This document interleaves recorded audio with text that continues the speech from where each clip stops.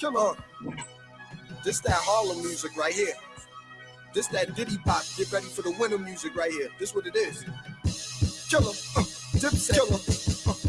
You know me, dog. I just wanna keep the peace. Saying my name, that's only gonna lead the beat. Tell my niggas chill, but they wanna heat the street. Or do it on record. Check it, we spit heat the beat. Everybody welcoming this, welcoming that. He wasn't welcome in the first place. How we welcome him back? Give me the Mac, let me work him with that. Tell Mr. Rogers I leave his brain on the Charlie track. Now probably that. Listen, y'all stop it. Know you appalled at it, but this my call about a false prophet, all profit. Harlem hustler, I can't at all knock it. But you hard when you go in the Lord pockets. What you offering? Put it right in offering. They take it all, cash, credit, silver down to porcelain. Look at the Porsche she's in and give a portion in. No handicap, any or orphan friend. But the scissor I'm drinking on, birds I'm banking on. Get your Kirk Franklin on, word. So we get your Ben Franklin on. Just when you think it's wrong, one blink he's gone. Damn. Father, forgive us. We gon' take him to church. Father, forgive us. And the truth, it hurts. Father, forgive us. And that won't work. No way. Yo, you try to handle us, get on the air and damage us. Scheming out Harlem, like you ain't just abandoned us. Well, let me fill you in. Now it's a whole plan of us. Blink so mad he went and beat up cannabis. Zeke got shot, then Zeke locked up, then E got killed. What else? B popped up, but B hopped up and still poke out his chest. I'm probation, don't want house arrest. Right out the flesh, sit in the house and rest. He don't pout, get him gear in the house, he's fresh. Not that you care, just get it clear and think. One glaring win, everyone wearing pink. I'm the reason that your 2 rings are clear, yeah. I'm the reason that your earrings are square, yeah. Now we take trips, casinos, the lovely homes. You check on Lottie moms, me, no honeycombs. Homes, you trying to fake it with card and party. You gonna leave them naked like Tarzan. Kuda Love know that too. Holla at Kuda, ask Nelly about it. But we gonna take him to church. Father, forgive us. And the truth, it hurts. Father, forgive us. And that won't work. No way. No way. Yo, I kill diamonds, get with pearls. I ain't trying to kid the world. I ain't got beef. When I do, I say, get 'em, girl. Not at this, dog. We just heard the front. Do Harlem a favor. Get a church or something. A rec center in the winter where the youth can play. They don't even shoot the J. Sell drugs, shoot and spray. I'm no better. Still moving deuce a day.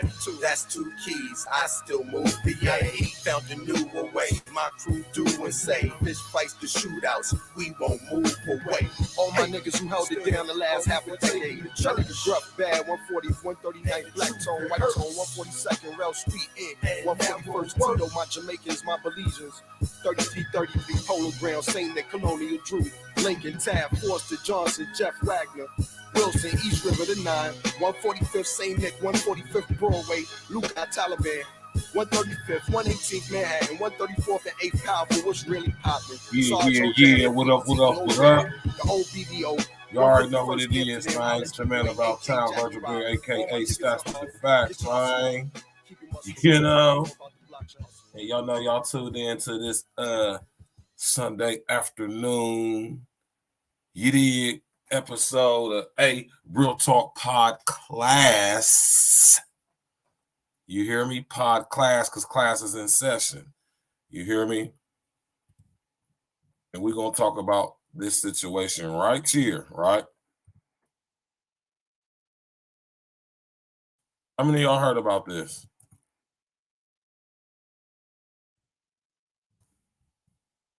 I spoke about this very briefly on Friday when me and L had E&E Friday. We had the Friday night wrap up, right? Right. Spoke on this very briefly, right? And there's been lots of videos about this, man. You feel me? How many of y'all heard about this stuff? Shout out to everybody in the chat, man. Everybody in the clouds watching, man. Hit that like button. Y'all see it scrolling across the bottom of the screen, man. Go ahead and hit that like button, man. You know what I'm talking about? Go ahead and hit that like button, man. What's good with y'all? How y'all doing, man? You feel me? Yeah, man. This is a situation right here, though, that I'm pretty sure a lot of y'all may have not heard about. All right. Pretty sure y'all ain't heard about it. But that's why y'all got me, right? That's exactly why y'all got me. And we're going to talk about this, man. Recently, in a small town in Russia, in the Siberia area, right? In the Siberia region of Russia, right? Where the temperatures can get negative 20 and below zero, right? An excavating squad or excavating team was in the middle of this area excavating the land, making gravel for cement. And upon excavating in this certain region, this certain area, they came across something that was very solid, right? And here it is right here. We're going to get straight to it, man.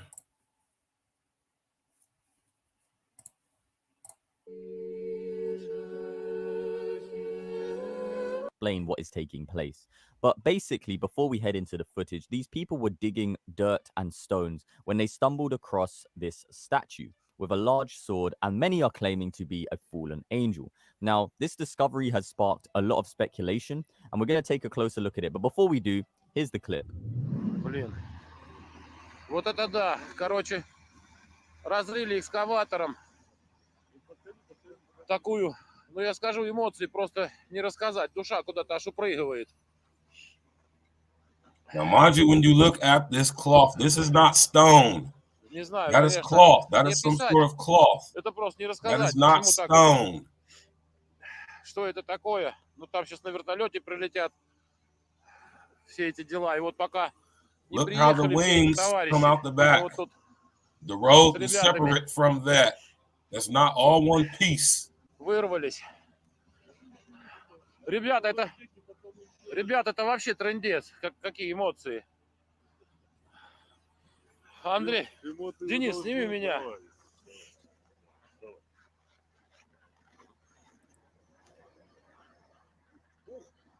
Прямо вообще аж энергия идет. Okay, let's go through this footage one more time, and I'm going to explain exactly what is going on. So this is in Russia, and if you look behind the statue, you will see a big machine. Now, these Russian diggers were digging dirt and stone, which they then separate through the machine behind the statue. And during their digging, they banged into something hard, which later they discovered to be this statue. Now, many are speculating that this is not a statue, but actually a fallen angel, a literal fallen angel as spoken of in the Bible, in the word, in the scriptures. And many are even speculating that it has some connection to the Euphrates River. Now, if you look at the statue, it is very weird, and many have pointed out how strange it is that the entire statue is found intact, without any damage, without anything eroded from it. And this has caused many to claim that it could be fake. It could actually be a huge hoax. But during the video, these Russians, according to some translations, are claiming that they can feel an energy, a very strong energy radiating from the statue. Now, whether that is true or not, you know, only they know, because they are the ones standing next to it. But they also claim that people need to repent, which I agree. Whether this is true or not, whether this is real or not, people do need to repent, because Christ is coming back.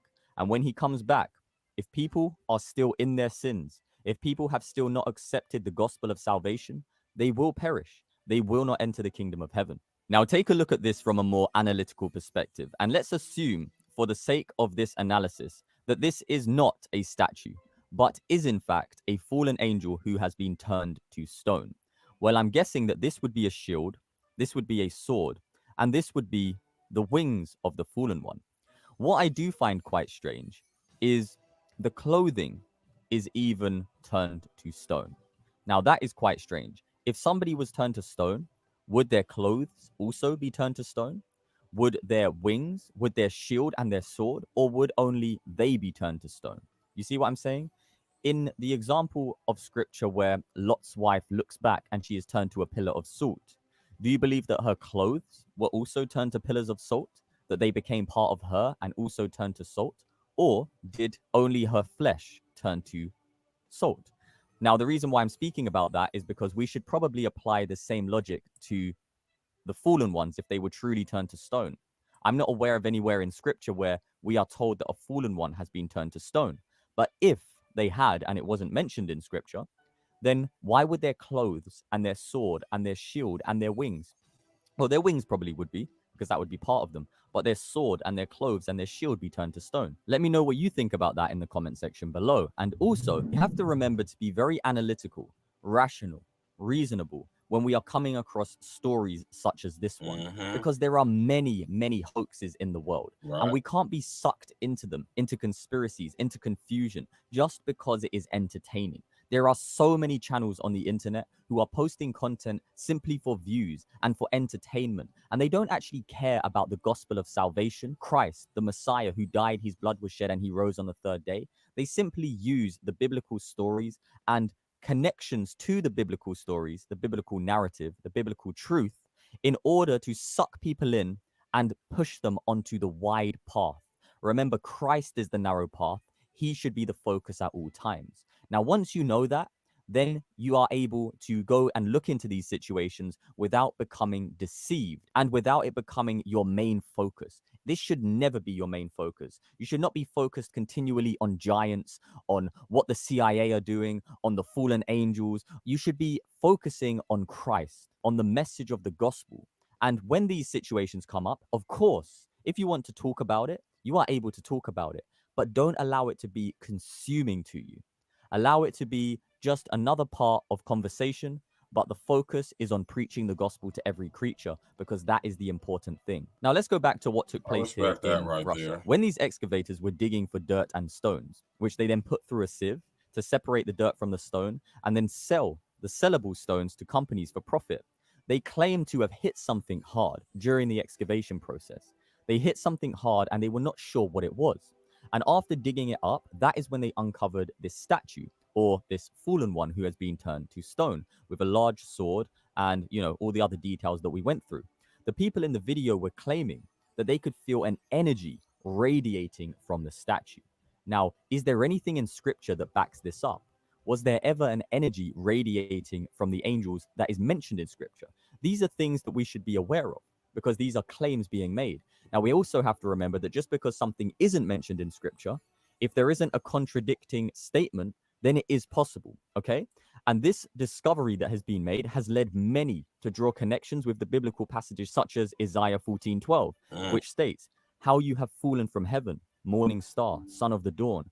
You have been cast down to the earth, you who once laid low the nations." So we know that Satan was cast down, and we know that the fallen ones were cast down. So this is why many people are claiming that it is possible that the fallen ones who were cast down are now turned to stone.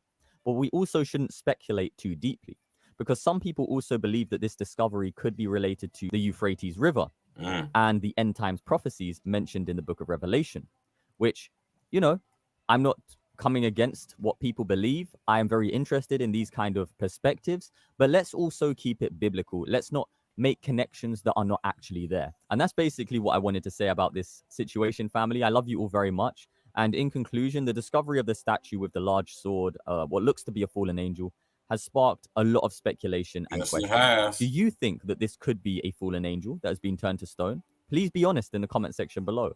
Do you think that this could be related to the Euphrates River and the end times prophecies?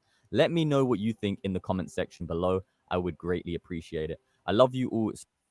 So there you go. I like that video.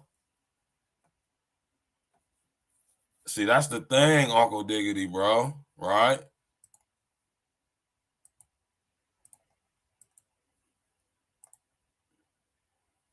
Дела. И вот пока не приехали все эти товарищи, мы вот тут с ребятами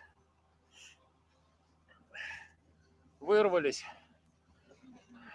Ребята, это вообще трындец. Какие эмоции.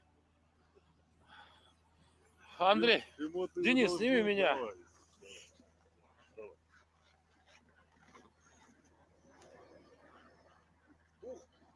Прямо вообще аж. Энергия идет. Did you see that? Did y'all catch that? Денис, сними меня.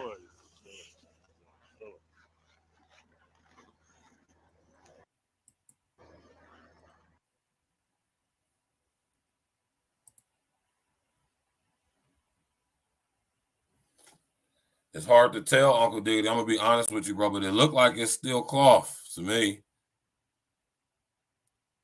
It looked like it's still cloth because it's look like it because right here when you look at this, let me show y'all this. And many are claiming to be a fallen angel. Now, this discovery has sparked a lot of speculation, and we're going to take a closer look at it. But before we do, here's the clip. Блин. Вот это да. Короче, разрыли экскаватором такую, ну я скажу, эмоции просто не рассказать. Душа куда-то аж упрыгивает.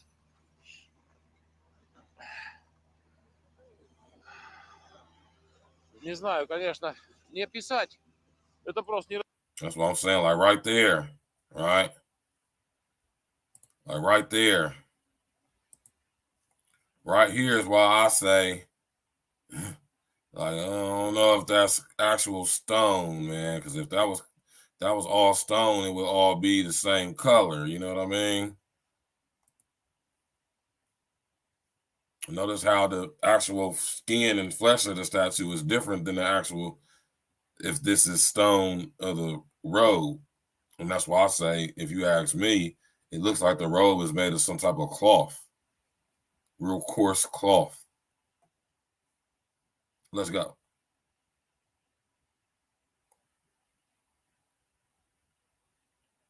I mean, this is what I'm saying, though. And that's why I like, this is another reason why I'm having this video. I'm not saying that this is a fallen angel. I have no proof of that. This could very, like the homie said, this could very well be a hoax. This could very well be strategically done to distract people, right? But let me tell y'all something, though, right? Upon further investigation, right? Let me wipe my spectacles off. You hear me? Let me wipe off my spectacles, right?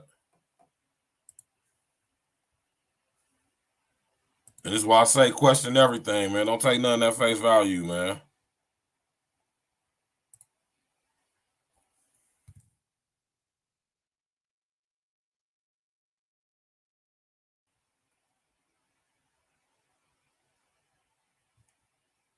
I'm looking to see. See, they're not even talking about this in the mainstream media, right? That's one of the main things right there that makes it kind of sketch.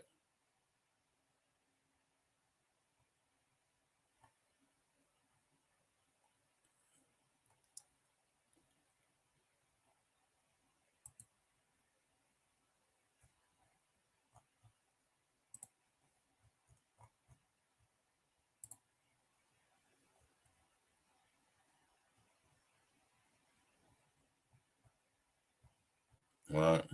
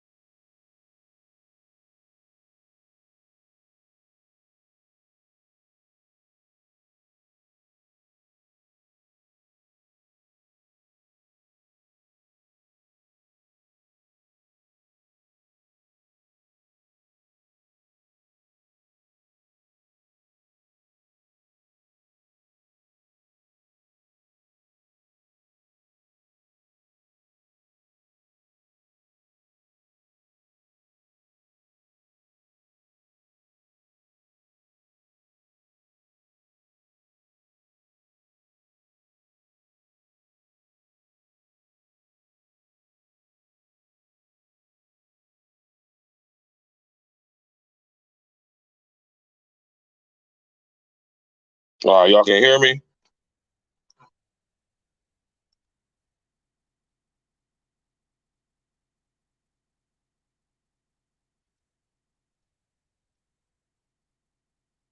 Yeah, man. It's definitely time. It's the time to get a new PC. That's all, man. Even me transferring all my files to my external hard drive. That's, you know what I'm saying. That's not that's not working, man. It's, sometimes your computer gets to a point to where it's just a wrap. You know what I'm saying? And I done had this computer for about, man, how long I done had this computer? I got this computer in 2019. So yeah, definitely about time for a new PC. But yeah, though, y'all.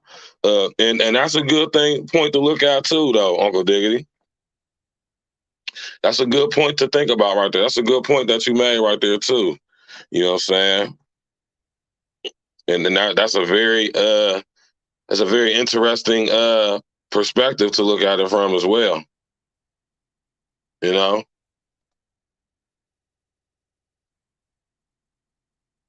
It's a very interesting perspective to look at it from, to be honest with you, Uncle Diggity. I ain't gonna hold you. You know what I'm saying? Because I done told y'all, we done had a whole stream on what's going on over there at CERN. You know what I'm saying? So maybe that's what it is. You know what I'm saying? Now, you gotta think about all the weird stuff that's been going on ever since they activated CERN.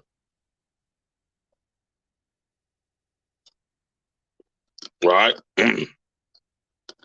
And I agree with you 100%, Uncle Diggity. That's the same way I feel about it. If that's a statue, that is some awesome work. I done traveled, y'all. I done been to the Smithsonian Institute museums. I done been to all type of different art museums, and I'm telling you, I done see some very, very fine, detailed, very realistic artwork as far as sculpture and stone sculpting goes. Never going to deny that, but. And this could be very well what's going on with this statue, but just like the homie in the video said, and just like my brother Uncle Diggity just said, if it's two possibilities with this situation. Let's just say this is a statue, man. That's some damn good artwork right there, right? I wouldn't either, Uncle Diggity. That's some damn good sculpting right there, man. Right? But think about this, y'all. Think about if it's not real, like my man Uncle Diggity said, if that thing isn't real, we good. If it is real, that's a problem. Did y'all see how big the statue was in comparison to a full-grown man standing next to it? Now, mind y'all, this sculpture was a sculpture of this fallen angel kneeling on its knees. So just imagine if that thing stood up. Right? Just imagine if that thing stood up. Why like it's about to rain outside? Or was it just a dreary ass day? Is it supposed to rain outside today? Right? So, you know what I mean, y'all? I have these type of shows and these discussions to put into y'all's psyche, man, to put into y'all's, you know what I'm saying? To get y'all to challenge y'all's thinking, man. You feel me? And before the computer messed up, I was going to go in and show you. I'm about to go back down there and start a computer back up. You know what I'm saying? I'm about to go give me a new computer, man, probably next weekend, to be honest with y'all. I'm probably going to give me a computer next weekend, for real, for real. But yeah, though, all this weird stuff going on, y'all. You know, all this weird stuff going on. We absolutely cannot dismiss everything. I'm not saying that everything needs to be entertained, but when something has some validity to it and some actual facts behind it, it gets to a point to where certain things cannot be dismissed. Certain things can't be like, oh no, we ain't gonna look at that. That's like I said, that's a conspiracy theory. We're not even gonna look at that. We're not even gonna look into it. We're not gonna question it. We're not gonna, you know what I'm saying? We're not gonna investigate. Yeah, it's a conspiracy theory, so automatically it's not even something that we look at or take seriously. And I want to get rid of that stigma. You know what I mean? Just bear with me for a couple of seconds, y'all. We're about to go down here, start the computer back up, and I'm gonna show y'all some stuff I want to show y'all. You know what I'm saying? We gotta lay some foundation. You dig? But before we get to that, how y'all afternoon going, man?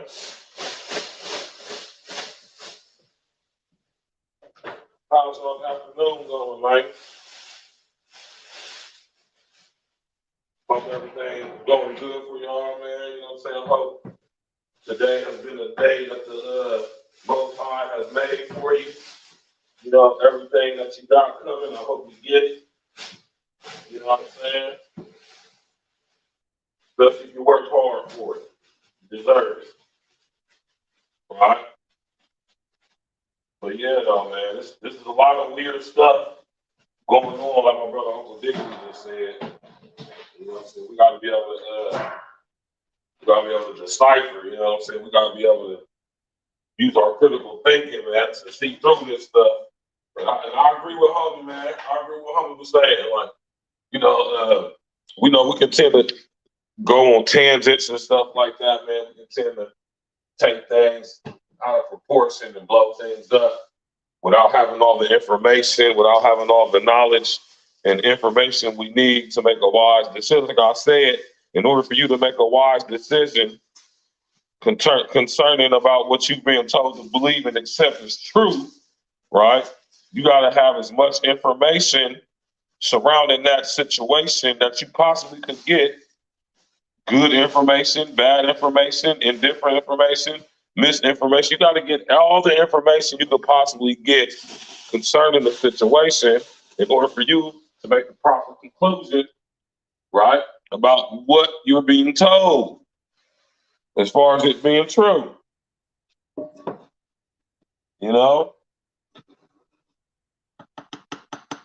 And I personally think that, well, I ain't gonna say I think, I know, I personally know that this is, of course, being done on purpose. Like, you know, like it's being done on purpose. You know what I mean? Because we are being dumbed down, strategically made stupid. All right? And if you can't see that, then something's wrong with you. We are intentionally being made stupid.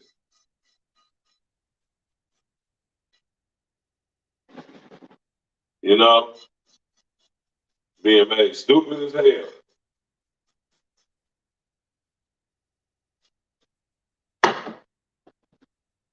And I want y'all to be able to recognize that and see that so you don't fall victim, right? Fuckery. Right? So that you don't fall victim to the fuckery.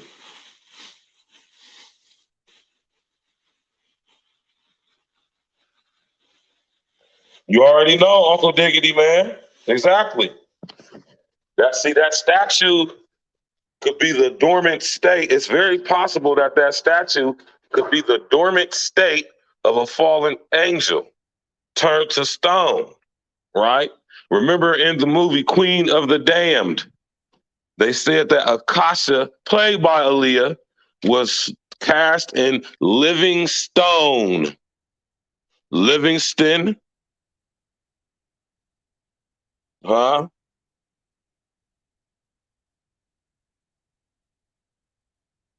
Want y'all to know that, man. See, messing with you, I'm about to roll up messing with y'all because we about to get to it, man. I'm about to sit up here. Yeah, I'm about to sit up here and twist up, man, because, man, this situation is getting real, man. You know what I mean? This situation is getting real, man. You know? And like I say, y'all, you know what I mean? Like, you know what I'm saying? Like I'm saying, man, like, question everything, man. Don't believe something just because I'm saying it, because you hear me saying it, or you hear Uncle Diggity say it, or, you know, you hear whoever say it. Don't just, you know what I mean? Don't just be taking stuff at face value, man. Question everything, man. Shit. Question every goddamn thing, man. For real. Especially the stuff you hear from me. You hear me? especially the stuff you hear from me. Question that. Matter of fact, question what you hear from me the most. You know what I mean? And I mean that. Question what you hear from me the most. Go through that stuff, like I say, with a fine-tooth comb, man. You hear me? Don't be accepting none of that face value because I said it.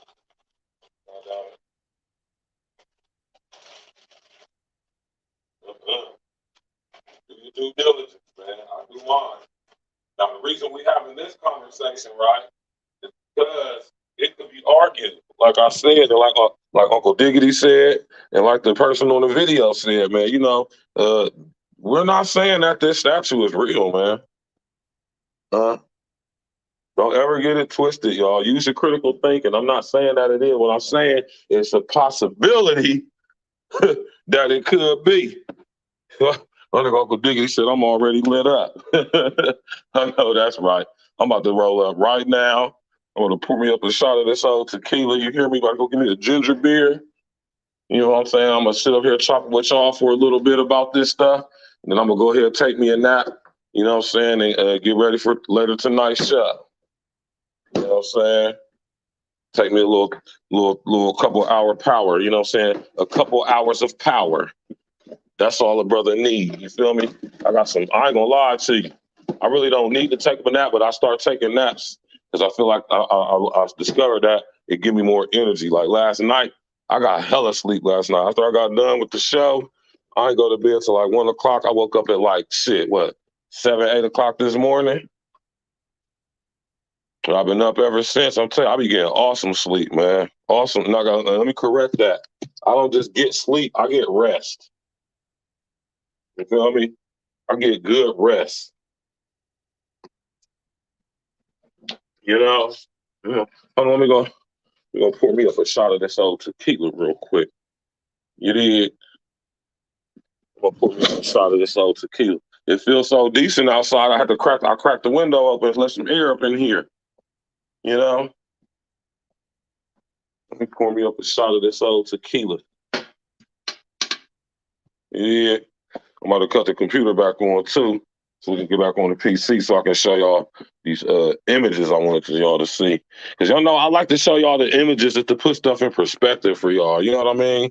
Plus, you know what I'm saying, you tend to retain information a little bit more, you know what I'm saying, when you see visuals.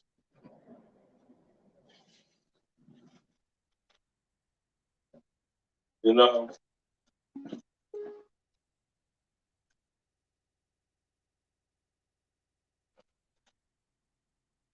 We're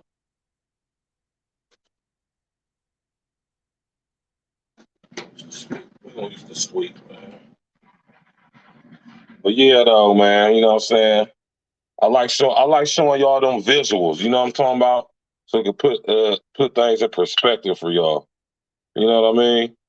Because when you see them visuals, you know what I'm saying, it kind of just bring what I'm saying to your home just a little bit more in depth. Because you can see it.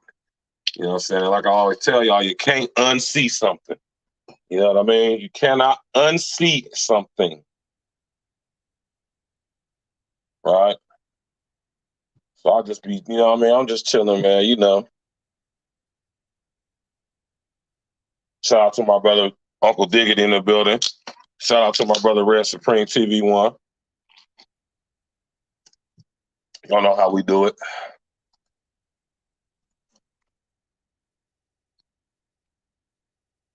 Cutting the PC back on right now.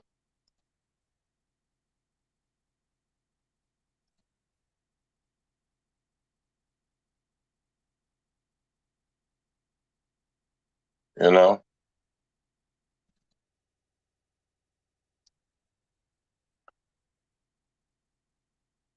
And we getting back to it. Just give me a few short seconds.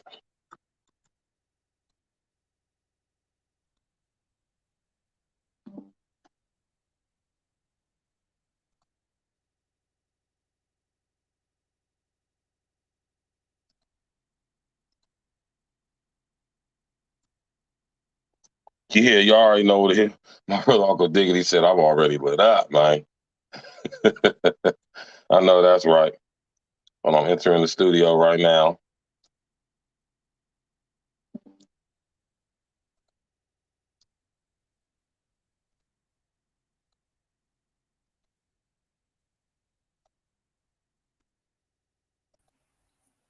Yeah. All right, y'all can hear me now? Y'all should be able to hear me and see me. All right? Y'all know how it is with the little technology and stuff, man.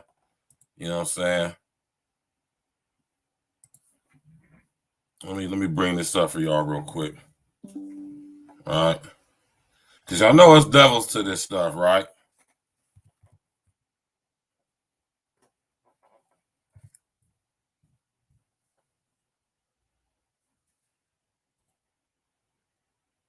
All right? Y'all know it's levels to this stuff, right?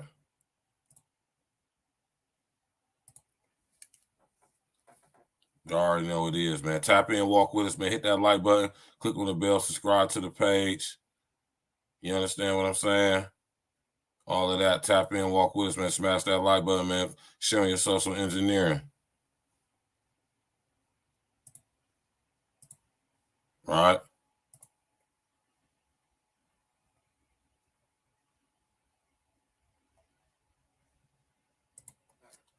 All right? Uncle Diggity says, I'm already lit up. Yeah, man. Hold on. Let me go grab my razor real quick.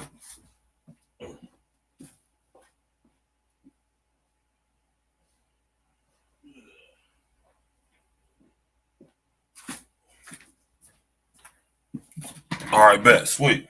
All right. Now, as y'all know, as everything else, there's levels to this stuff, man. Right?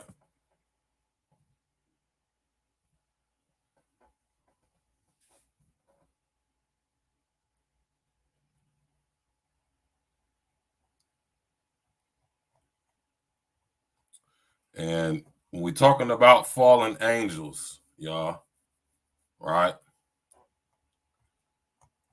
We're talking about a class of demons. All right, I want y'all to understand that there's levels to this stuff, man. You hear me?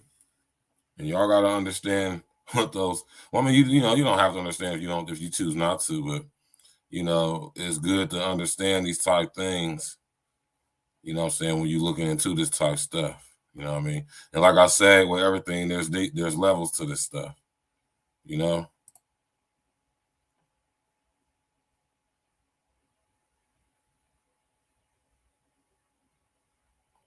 Right? When we're talking about fallen angels, y'all, we're talking about a class of demons, right? Known as the Grigori, right? Grigori, Grigori, right? Now, the Grigori are what we know in the Bible as the Watchers, all right? Let me pull this up for y'all real quick. All right? The Watchers of Satanel, the fallen angels, traditions, and two Slavonic Enoch. They became servants of Satan and led astray those who dwell upon the dry ground. These are the Watchers, the Grigori, who turned aside from the Lord 200 myriads together with their prince Satanel. Right? And this is in the book of Enoch. One of the apocryphal writings, Samayaza, is portrayed as the leader of a band of angels called Sons of God, or the Watchers, or Grigori in Greek. These Watchers became consumed with lust for mortal women and entered into machinations against heaven in order to consummate their desires. Shapeshifters. So when we're talking about the Grigori, right, we're talking about shapeshifters. They are reptilian entities. When you think about the Grigori, think about gargoyles, all right?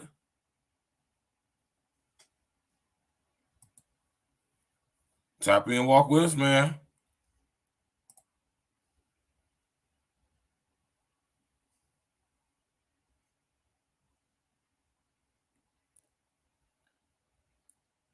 right?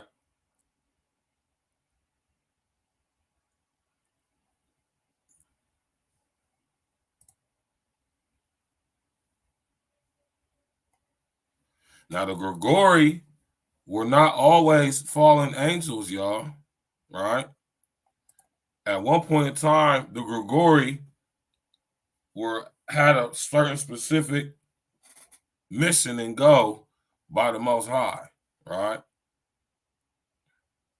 Right?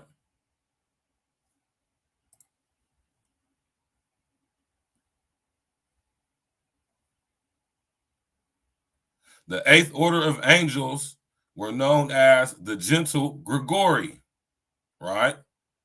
And they were created by God to be the earthly shepherds of the first humans, right? Adam was the first of his kind. He wasn't the first man. He was the first of his kind.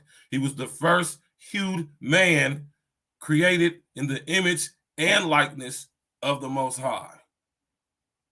I want y'all to understand that. We're going to get into that tonight. So what's the reason why I'm having this show right now? And me and my dad are going to get into this in a couple of hours when we discuss the spiritual roots of Adam, man, and man. Right? Now, when God first created the Grigori, you got to think, before they were fallen angels, they were angels. Right? They were of a class of the angels known as the Watchers. And when they decided to band with Lucifer to go against the Most High, they were cast out along with him. And they became the Grigori we know as gargoyles, reptilian, the sons of God who came into the daughters of men. Upon rebelling against God with Lucifer, the Grigori became consumed with lust. After they seen, right, or should I say, after the Grigori realized that Eve realized what her nakedness was and what it represented, and even realized that she was naked, that's when the Grigori became consumed with lust. When Adam and Eve realized that they were naked, or when Adam brought it to, when Eve brought it to Adam's awareness that they were naked, this is when the Grigori became consumed with lust. Matter of fact, the Grigori are lust made manifest through the conduit of fallen angels. Do you understand what I'm saying to y'all right now? Right?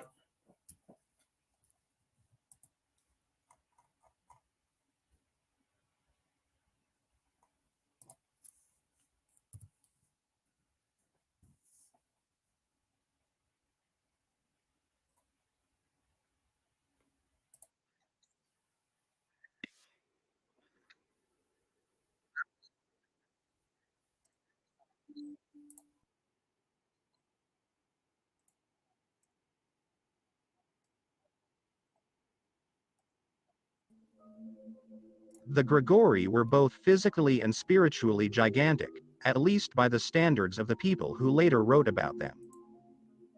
Given their description, however, it is not unreasonable to say that Watchers must have been angels, but they are not described as God's most trusted angels.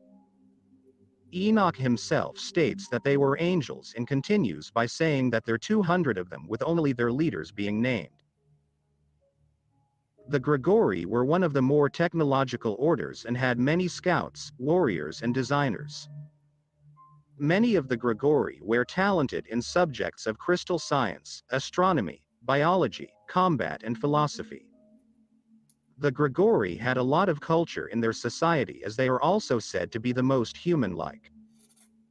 They tend to be bigger in stature than other angelic species, but can conceal their heights to average levels.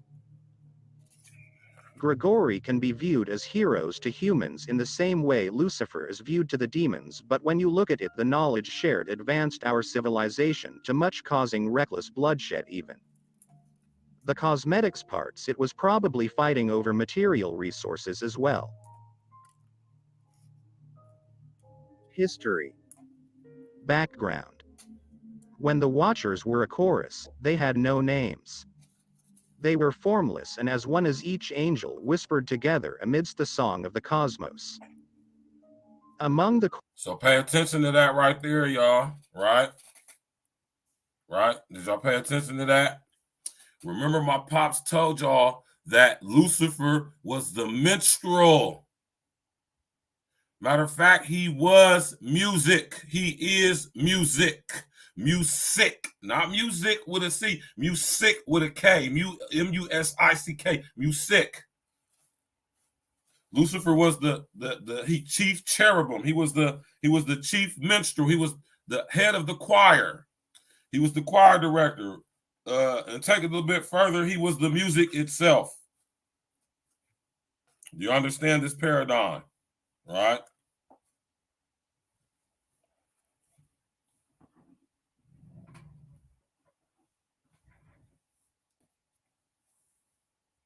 He was the music. Right? He is the music.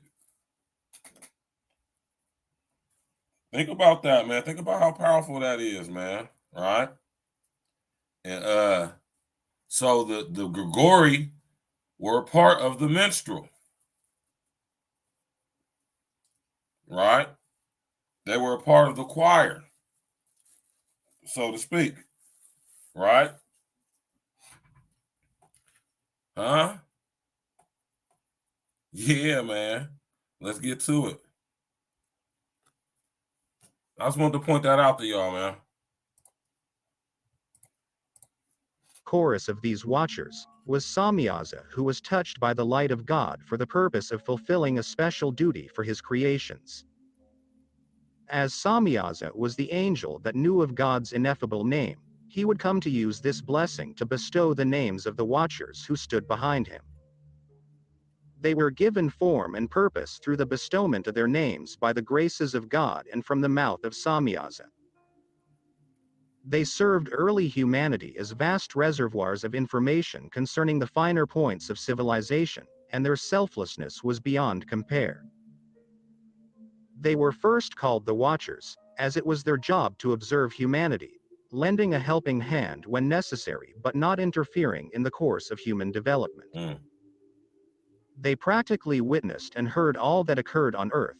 They were the messengers and middle ground between the earth and heaven. Everything that happened on earth was seen and ordained by the Watchers on God's behalf. Forbidden knowledge and unions.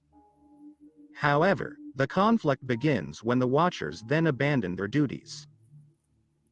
They watched over the children of men as they multiplied and became obsessed with the beauty of the daughters of men, taking them as their mortal wives to bear their children. The men This of act old, was the due men to of Nama now. and her daughters, the Nishim, machinations. As Nama is a spirit of women's sexual autonomy and sacred erotic rights.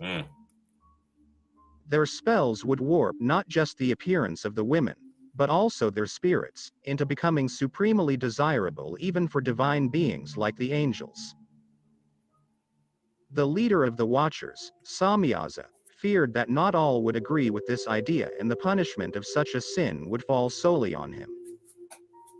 The 10 chiefs of the Watchers all took an oath that meant they could not abandon this plan, and the oath also bound them to one another, meaning any punishment would fall upon all of them. Finally, and at the prodding of their leader Samyaza, 200 defect en masse to illicitly instruct and cohabit with humanity. The chief Watchers shared knowledge and secrets which were forbidden, teaching humanity all manner of enchantments and charms, such weaponry, cosmetics, mirrors, sorcery, and other techniques that would otherwise be discovered gradually over time by humans, not foisted upon them all at once. The offspring of these unions that the Grigori begot were hideous, misshapen monsters, now known in demonic circles as the Nephilim, standing over 4,000 feet tall. Did y'all hear that? Did y'all hear that? 4,000 4,000 feet tall. Now think about when we look at maps of these mountain ranges, and they look like human forms or some type of bipedal form, some type of quadrupedal form with arms, legs, and the torso, right? I'm gonna pull some of that up stuff here in a minute, right?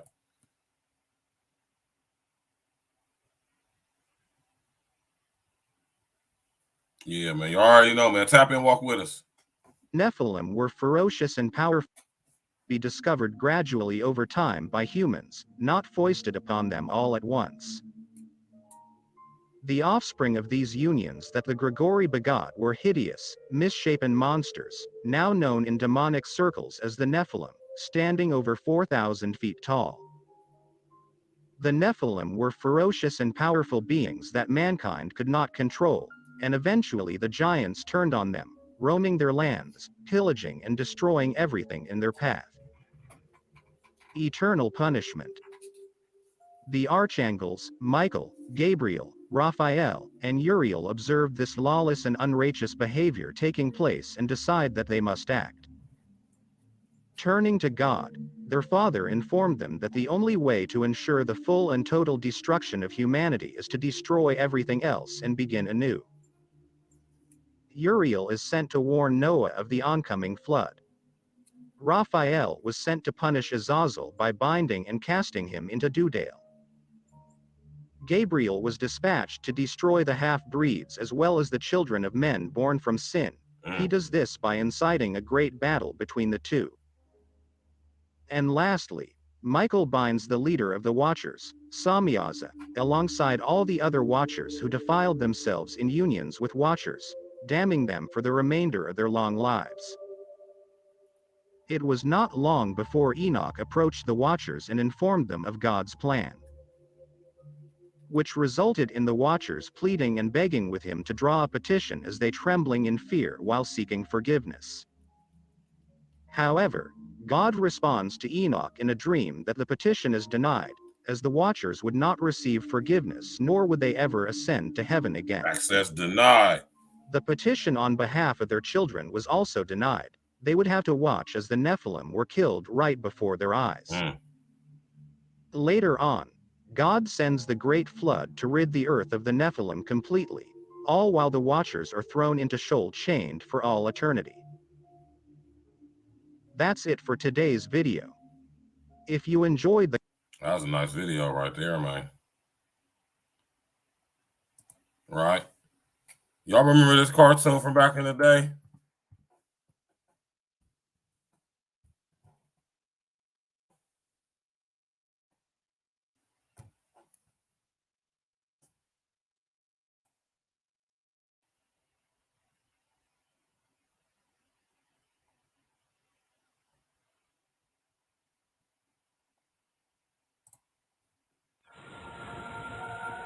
"1,000 years ago, superstition and the sword ruled. It was a time of darkness. It was a world of fear. It was the age of gargoyles.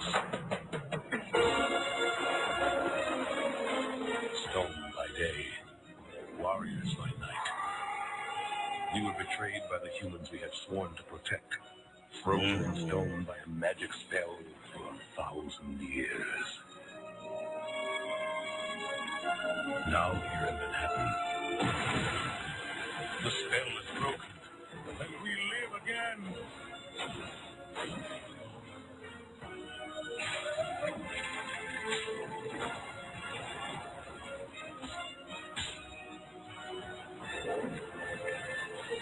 We are defenders of the night.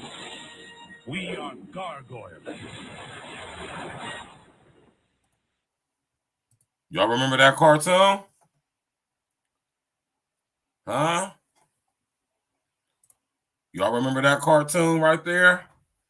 Notice he said, we've been turned on by the people who we've been sworn to protect. What did the Grigori do? Y'all better pay attention, man. We've been desensitizing programmed to this stuff too, right? Now think about the gargoyles. Think about the buildings in cities like New York, Paris, Rome, right? Where they got these gargoyles on the buildings. The Grigori are fallen angels. The Grigori gave birth to the Nephilim. They were giants in those days. Y'all remember that scripture? Right?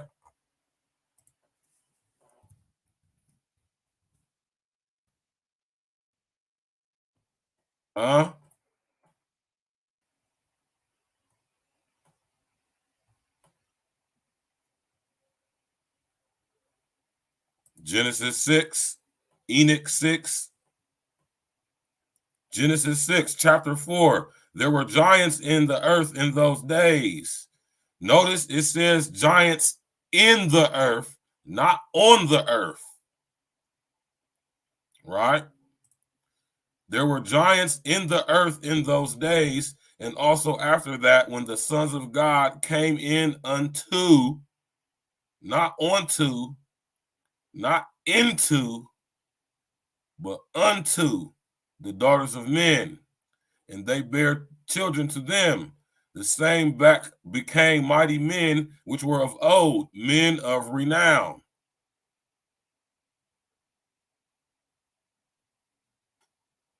Talking about the Grigori, y'all. Right? Now, when we talk about the Grigori demons, when you hear the tale, right, or you hear the Greek, you hear me, the so-called Greek mythology tale of Medusa.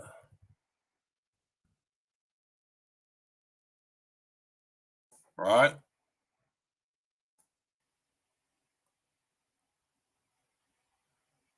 According to Hesiod's theogony, she was one of the Gorgon sisters born to Keto and Phorcys, primordial sea gods. Medusa was mortal, while the others, Stheno and Euryale, were immortal. The best known myth recounts her faithful encounter with the Greek hero Perseus. Right?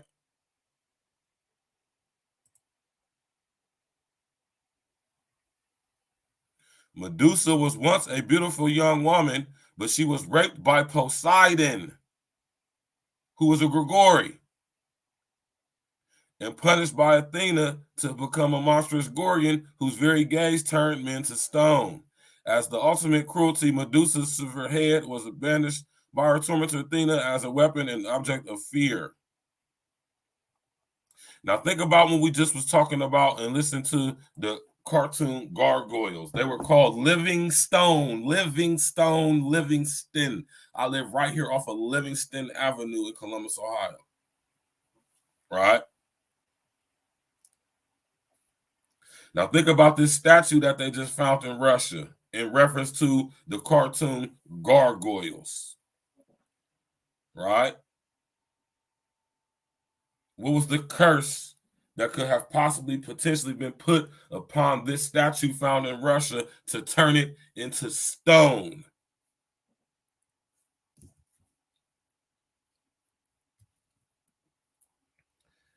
What's really going on over there in Switzerland at CERN, y'all? Right? I better pay attention to this stuff, man. You hear me? Y'all better pay attention to this stuff, because it's going down, right? I do these shows to put y'all up on game to give y'all a wider perspective to look at these things from. Right?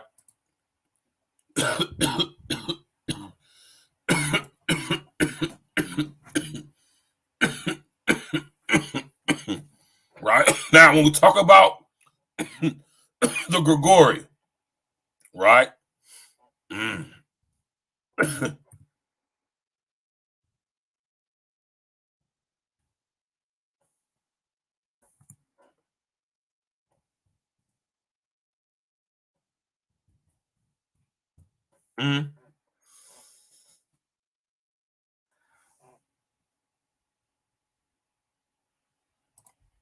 Evening, Dr. Rasau. Thanks very much for your time. Well, first of all, for those of us who are uninitiated, invasive alien species, what are those and why should we be bothered by their presence?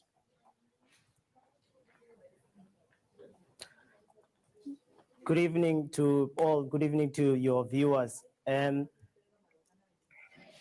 Invasive alien species are those organisms that come from outside any of the boundaries that you have. Say, for example, what you ate this morning was probably potatoes, was probably tomatoes, and most of those come from somewhere, and those are alien because they do not come from this country. So aliens have been introduced in many parts of the areas for food, for agriculture, to provide shade in the cases of trees and all of that. But not all of them have got a problem. And hence we concentrate only a percentage of those that have escaped from being managed and going into the natural environment, and they're able to spread on their own. Those are the ones which we are concerned about, and those are the ones which South Africans and everybody in the world is concerned about, because they've now escaped captivity, or they've now escaped human intervention, and they are now interacting in the environment and affecting biodiversity by outcompeting indigenous species. And we now know that it is not only a biodiversity issue, but invasive species also affect health. We also know that they also affect food security through affecting agricultural production. Now, what is your report, the report that you've produced, saying about those species that you're saying you particularly consider? The status of alien species. We have also assessed which areas are invaded, and we have also assessed the effectiveness of interventions. And this is not only. See, I want y'all to see that. So this is why I say study etymology. When we're talking about aliens, right? I want y'all to understand what the word alien actually means, right? Don't get the word extraterrestrial confused with alien, or don't get the word interdimensional confused with alien, right?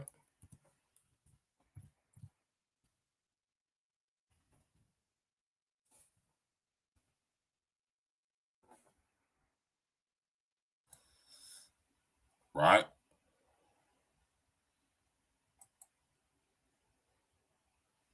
Now, when we're talking about the word alien, right?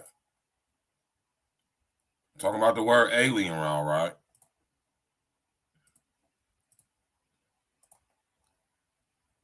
Belonging to a foreign country or nation, unfamiliar and disturbing or distasteful, relating to or denoting being supposedly from other worlds, extraterrestrial, right?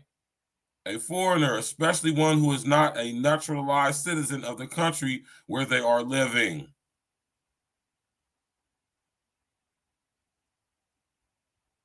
A plant or animal species originally introduced from another country and later naturalized. Right? So when y'all hear this word alien, don't automatically assume. This is why I say we've been programmed through word association. As soon as you hear the word alien, you automatically think of aliens like the Alien movie or beings from outer space. No, those will be extraterrestrials, or maybe even interdimensionals, right? So understand what it means to be an alien, man. You fall away from your home, you say alien. Remember Juvie said that? I'm going to sit up here and have my man Credo Mutwa tell y'all this, man, right? How many of y'all know who Credo Mutwa is, right? Baba Credo Mutwa.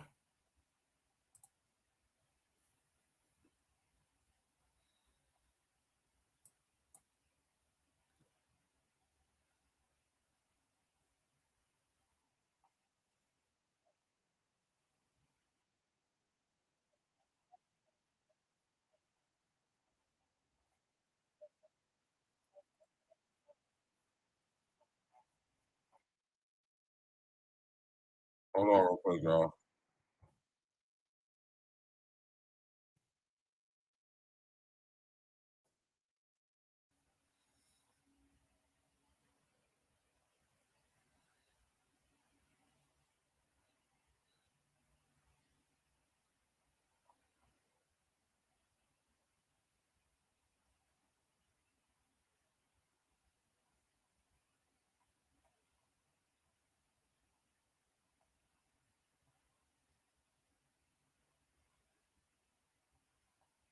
Let me find this video real quick, right?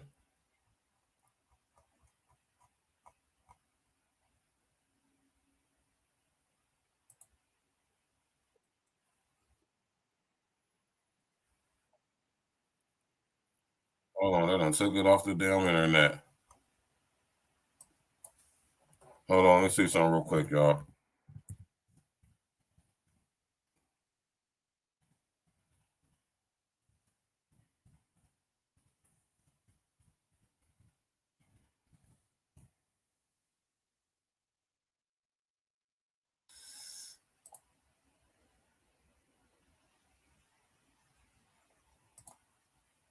Now, Credo Mutwa, right? Y'all know who Credo Mutwa is? Rest in the essence to Baba Credo Mutwa. He was one of two last African, or should I say, Alkebulan Sangosas, right? And Sangoza is ancient Zulu for one learned and studied. Hello, in all and ways welcome to Africa, this Alkebulan enormous knowledge. and astonishing continent. South Africa, to be more precise, just a short drive outside Johannesburg. And I'm here to talk to a remarkable man, Credo Mutwa. When I first came to South Africa about 18 months ago, Credo Mutwa had to be at least 104 years old when he passed. At this point, when he did this video with David Icke, I think he was 90, 91, and this is back in like, where he was like 88 or 89 years old or something like that. Credo had to be 100 plus years old when he died. And he was the one of two last known to date Sangosas, right? A Sangosa is ancient Zulu for one learned and studied in all of the ancient knowledge of South Africa or South Alkebulan and Alkebulan.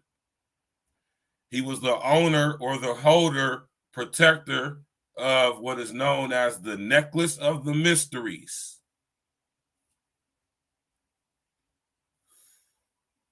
And Credo Mutwa had a conversation with my brother David Icke. Oh, Ike. How many of y'all know who David Icke is, right?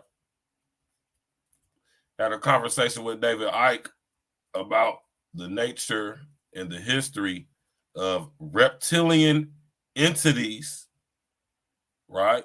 Reptilian entities that the Zulus, the ancient Zulus, say in their legends and in their folklore and in their tales and in their folklore and folk tales, they say they descend genetically from beings that are not from Earth, but they are from a place called Beta Reticuli,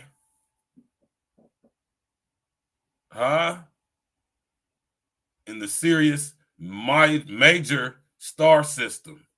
And these people are called, or these beings or entities are called the Chitahuri. The Chitahuri, according to ancient Zulu folklore, were reptilian beings.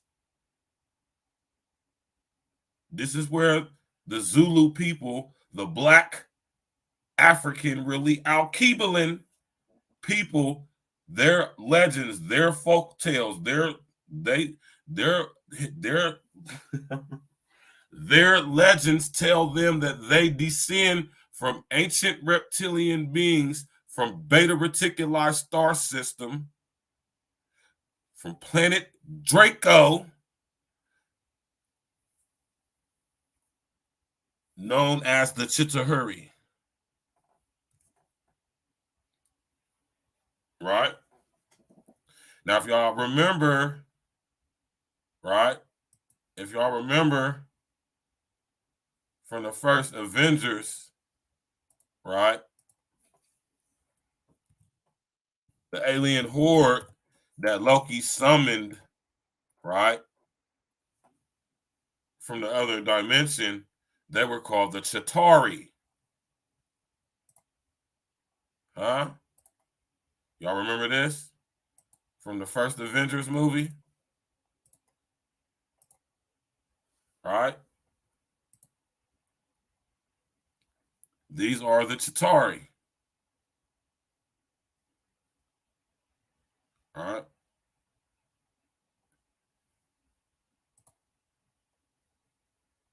These are the Chitauri. The Chitauri worked for Thanos. The Chitauri were a reptilian warrior alien species who were contract warriors for Thanos in the Marvel Comics. Oddly enough, the ancient Zulu people out of South Africa say that they descend from reptilian entities from the Beta Reticuli star system, Draco reptilians, who called themselves the Chitauri. Coincidence? I think not. Right? Now let's get back to this. My brother Credo Mutwa sat down with David Icke and had a conversation explaining to them the history of the entire continent of Alkebulan that we call Africa now, and the history of the nation of South Africa and its connection to Africa, Alkebulan, and especially these entities known as the Chitauri. Within 2 or 3 days, I was introduced to Credo Mutwa. I'd never heard of him at the time, but from the moment I met him, I didn't stop listening and he didn't stop talking for at least 5 hours. And within the first few minutes, I realized I wasn't just in the presence here of a man of great knowledge, and he's certainly that. I was in the presence of a genius, a unique human being. And Credo Mutwa is without doubt the most incredible man it has been my honor to meet. Credo is what some people around the world call a shaman, and some deeply, deeply ignorant people call a witch doctor. And to give him his official title, he's a Sanusi in the Zulu nation. Sanusi is the carrier, the keeper of the ancient knowledge of so much, including the ancient knowledge of history of Africa, where all this came from, where the people came from, what the truth of history is, instead of the largely nonsensical version of history that we get through the universities and the schools from very, very well-educated professors, you know. There are only 2 Sanusis left in South Africa. Credo is one. And that's terrifying, because it means the true version of the history of this continent is dying. Being lost to this official nonsense that we're told is history, but it's absolute garbage. History has been rewritten, and the people who can put that history together again are going out of this world as they age and are not replaced. So you're about to have, as I have, the enormous privilege of hearing this man talk and seeing his knowledge preserved for as long as the electronic medium exists. He is the official storyteller and keeper of the history, the knowledge of the Zulu people. But you know, knowledge is a very dangerous thing when you're trying to hold people down into a mind prison, you're trying to manipulate them, you're trying to control them. And so people like Credo Mutwa who have the knowledge to rewrite history and therefore rewrite the present, they are very dangerous people to those that wish to control and suppress. This man has had endless threats to his life, endless attempts on his life, right up to the last few days. And he has upset the hierarchy of his own people as much as he's upset those others in other cultures and other races that wish also to suppress the truth for reasons of preserving their own religious domination or keeping people in ignorance. And so I come here to talk to Credo at length about many things.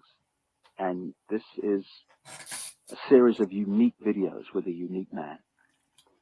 And what we're going to start out with is to concentrate on a bizarre story.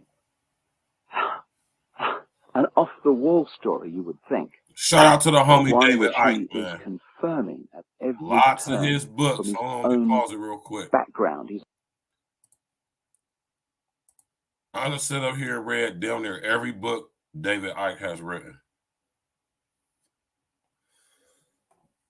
And David Icke is if y'all know who David Icke is, he's what would be considered a conspiracy theorist, right? But David Icke been basically one of the people who been out here talking about the same type of stuff you hear me talking about. You hear me? And David Icke been doing it for a long time. Long time.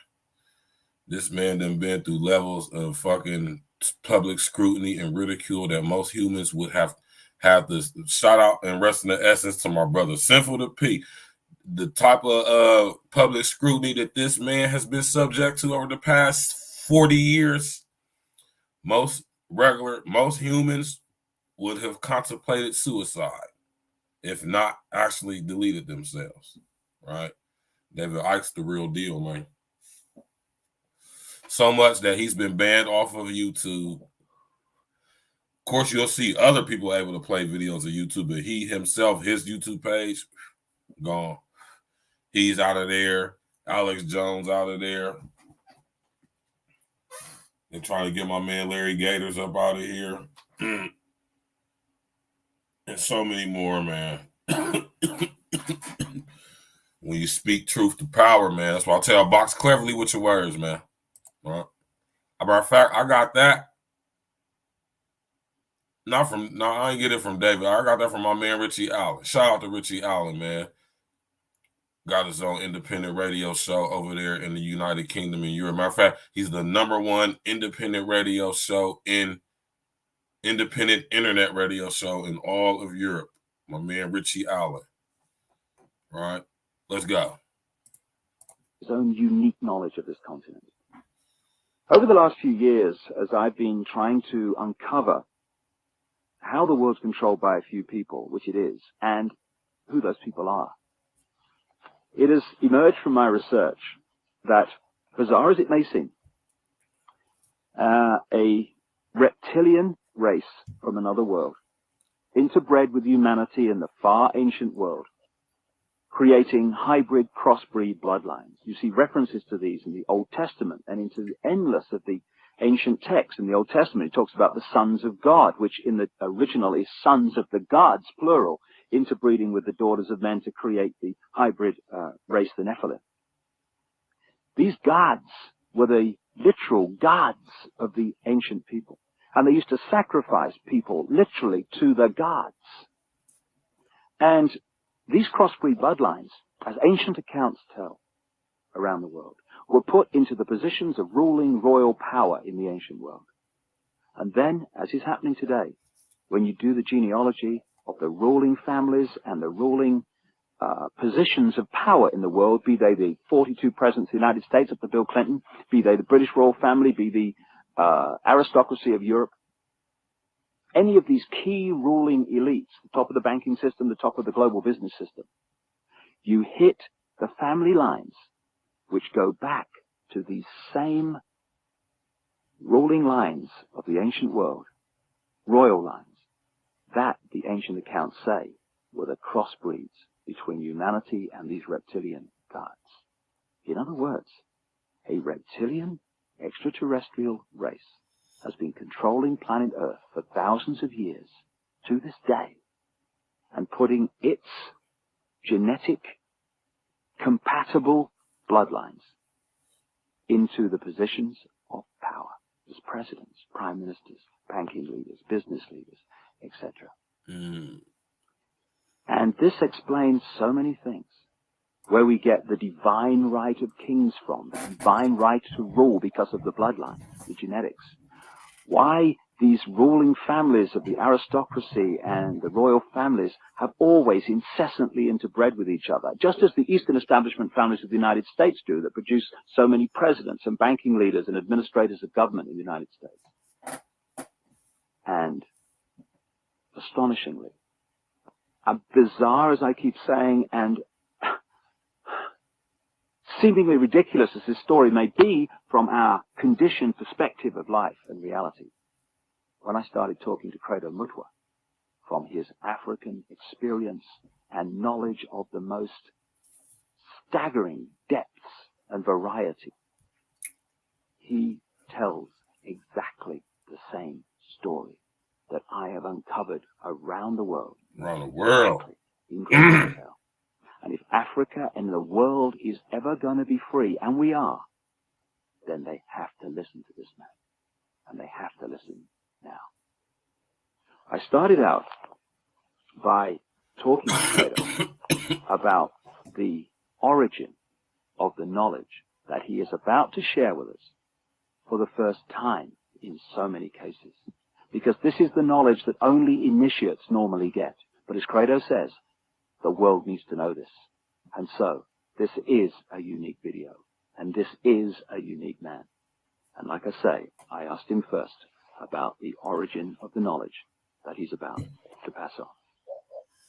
Rest of the answers to Credo Mutwa. When the white man started destroying our religion, when he started demonizing our gods, when he started ridiculing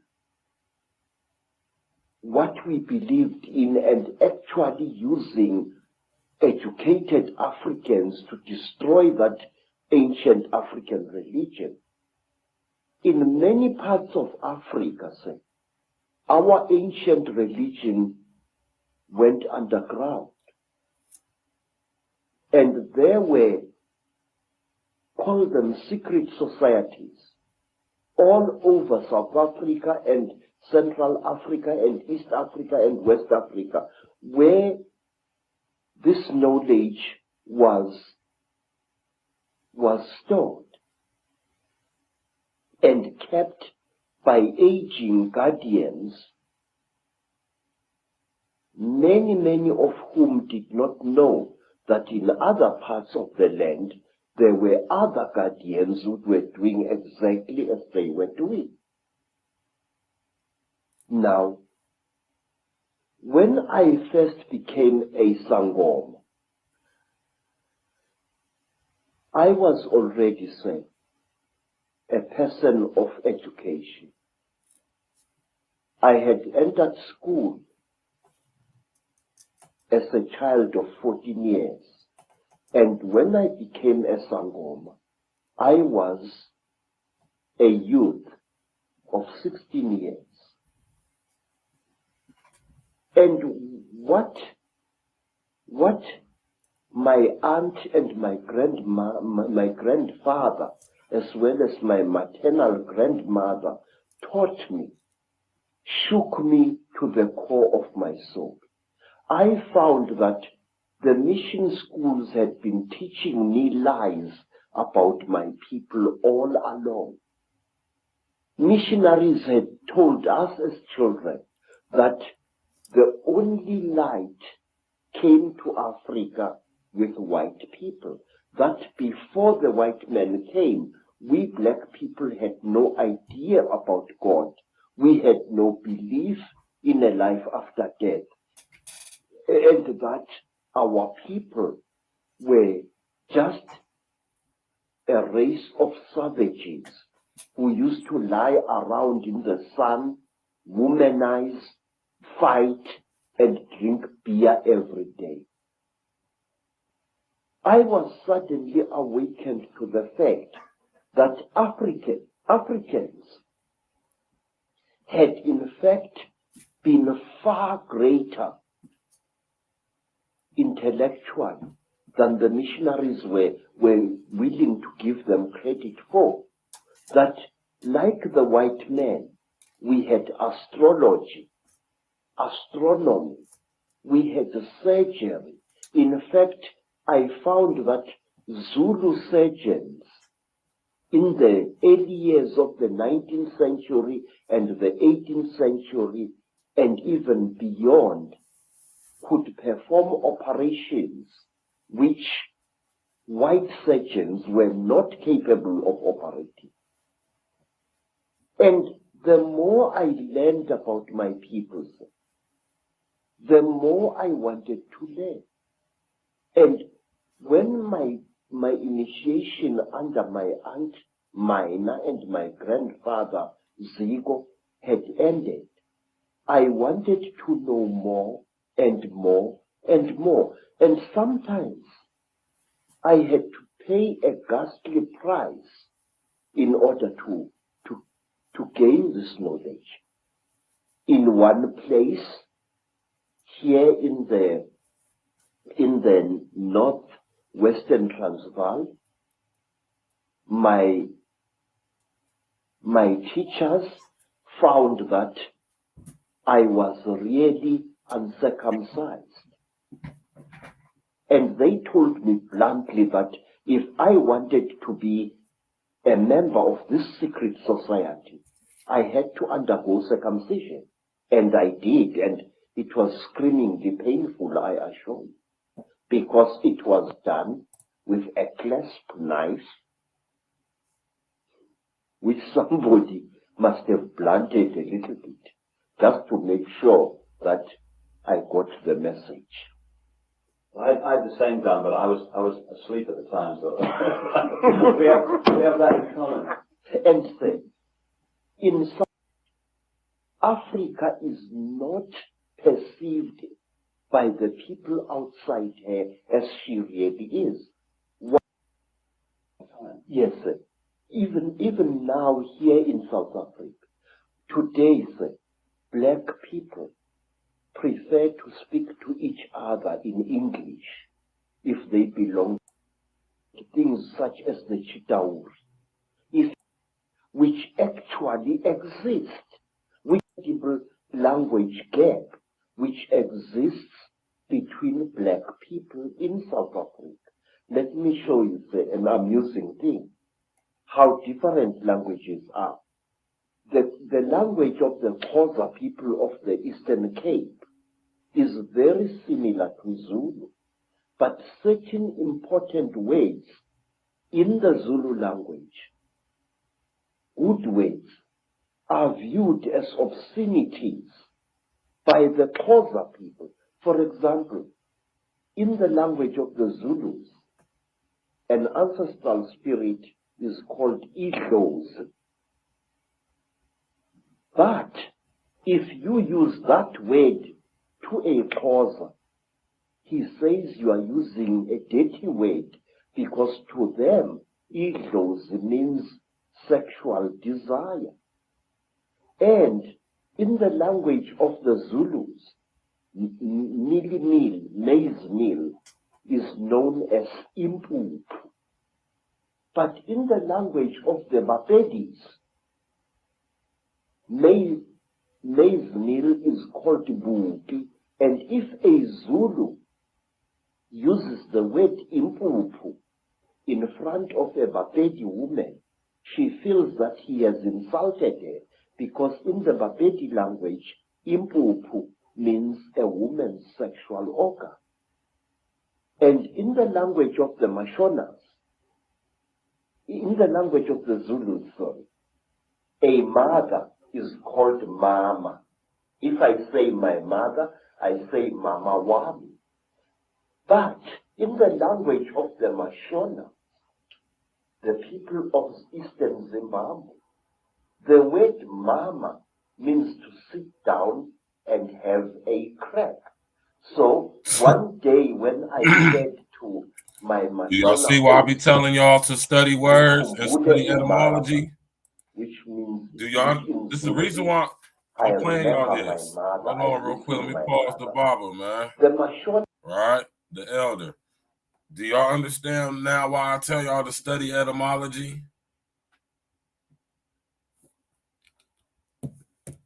This is the reason why I tell y'all to study etymology, man.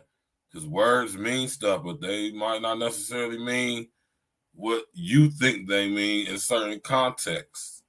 Language, dialects, accents. Excuse me, you feel me?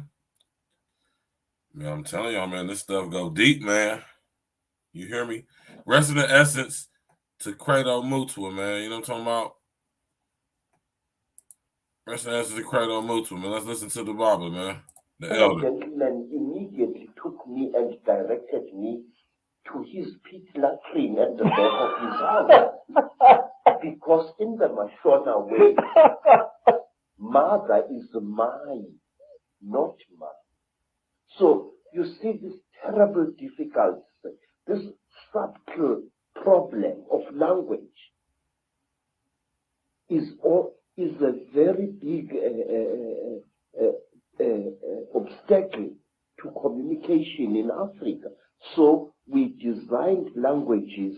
There's another language called Fanagalo, which is a lingua franca consisting of African words as well as nonsense words and Zulu words, which was used a lot in the mines in the 1930s, 40s, and 50s. So to bridge this great language gap, we have created artificial languages in Africa. But today, English is the preferred language of communication. Some say we should learn French, also another language of communication in Africa. Some of the problems of language can be funny, but it is the same situation, the divide and rule, that is actually, in other expressions, created this tremendous turmoil in Africa and other places in the world. And we're looking from my research, and staggeringly hearing you talk, you're saying exactly the same as I've come across. It's incredible confirmation that a reptilian race from another world has been behind the manipulation of humanity for a very, very long time. Now, what do these Chitahuli actually look like, the reptiles?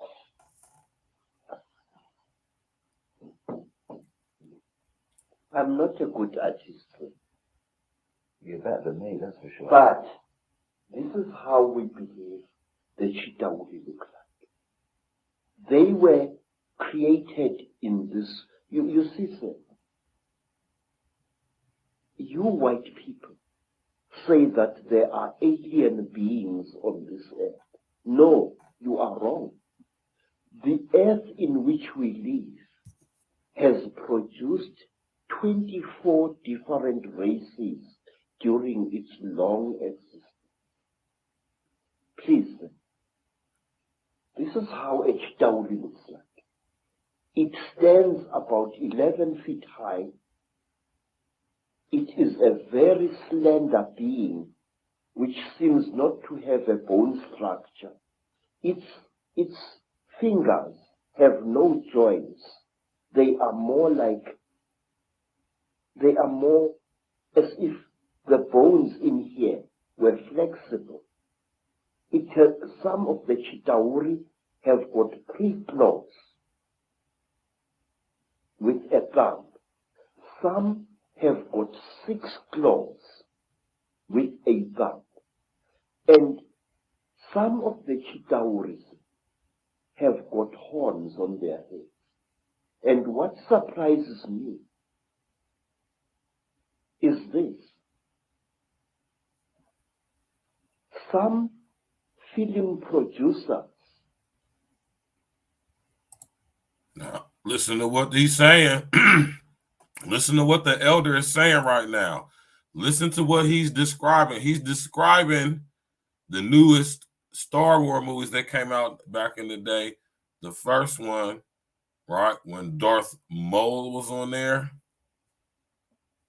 Tap in, man. Walk with us, man. This is Baba Credo Mutua, man. Rest in the S to him, man. He died a couple years ago, man. I think he's like 100-something years old, man. Like the producers who make the film Star Wars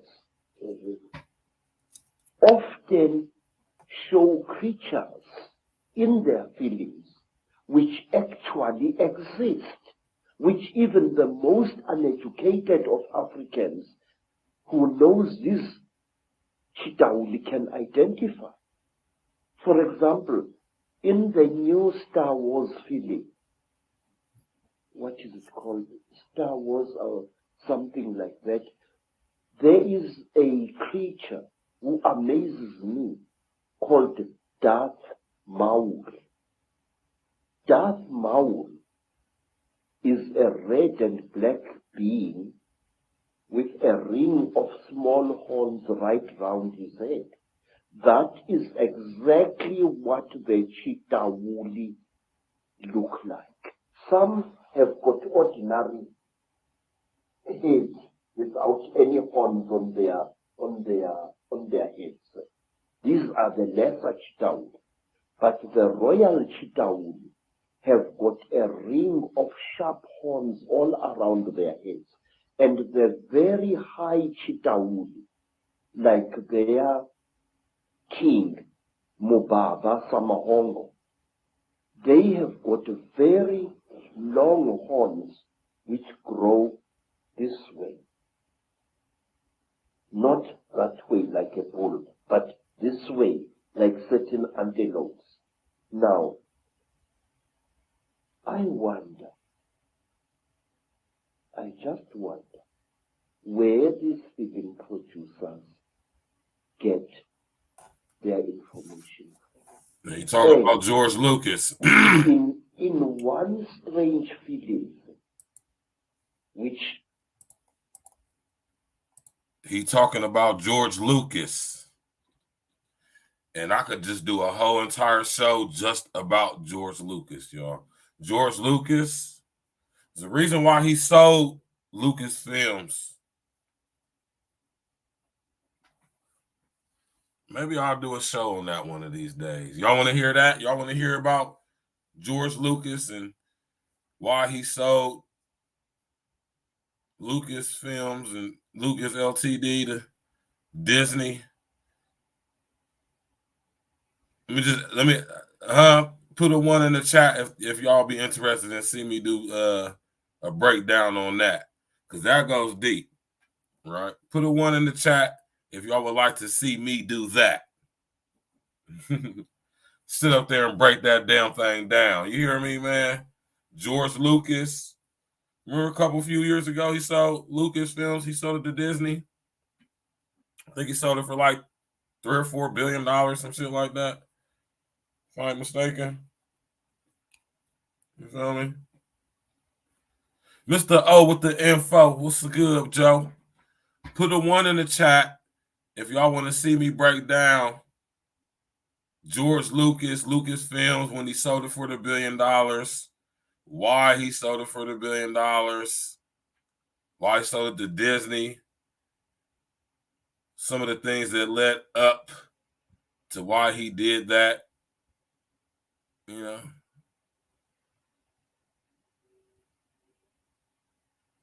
Let me just ask y'all this one question, man. Put a one in the chat if y'all would like, if y'all be interested in see. That's what I'm saying. I gotta ask y'all to talk, because I could take it in a mad different places for y'all. If y'all interested in hearing on that type of content, I could do that too. You know what I'm saying? George Lucas, man, you hear me?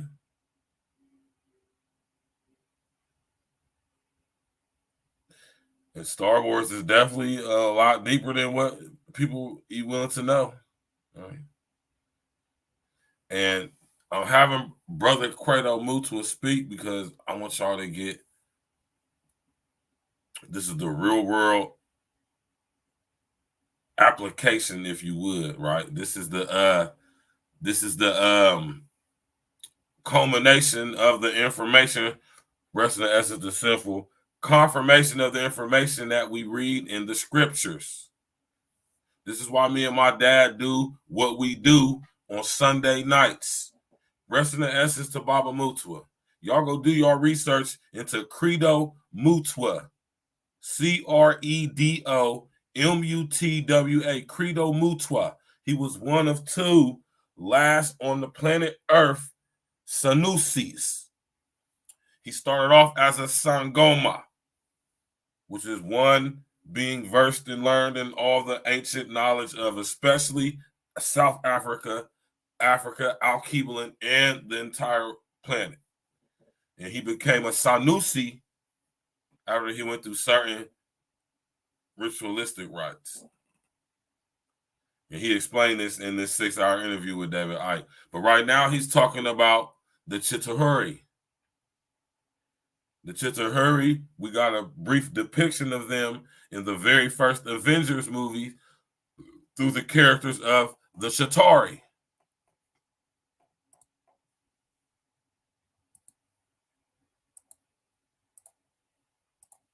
Right? Y'all remember the Chitauri from the first Avengers movie?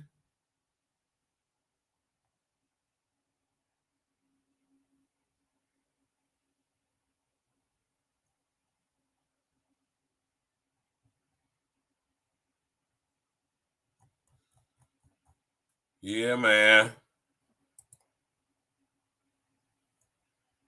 Same demon, different names, man. You hear me? Same demons, different names, man. Right? And so we got Baba Credo Mutwa, right? Explaining where they come from, explaining the origin and stuff. Now, mind y'all, the ancient Zulu people from South Africa, right?